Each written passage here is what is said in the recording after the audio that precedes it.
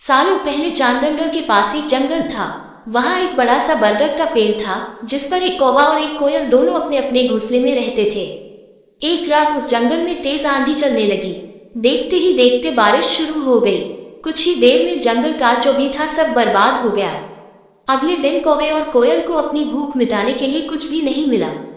तभी कोयल ने कौवे से कहा, हम इतने प्यार से इस जंगल में रहते हैं, लेकिन अब हमारे पास खाने के लिए कुछ नहीं है।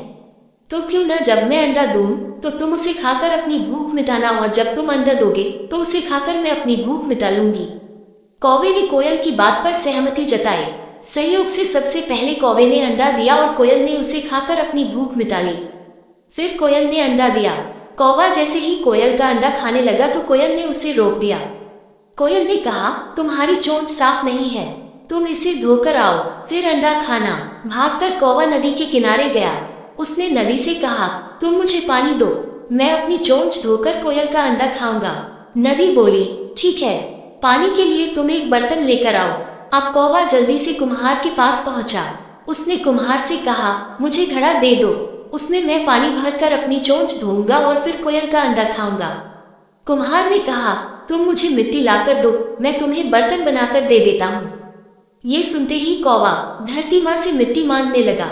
वो बोला, माँ मुझे मिट्टी दे दो, उससे मैं बर्तन बनवाऊंगा और उस बर्तन में पानी भरकर अपनी चोंच साफ करूंगा, फिर अपनी भूख मिटाने के लिए कोयल का अंडा खाऊंगा।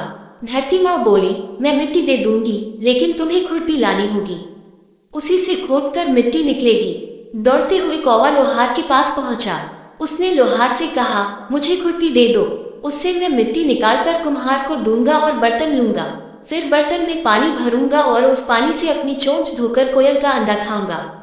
लोहार ने गर्म गर्म खुरपी कौवे को दे दी। जैसे ही कौवे ने उसे पकड़ा उसकी चोंच जल गई और कौवा तड़पते हुए मर गया।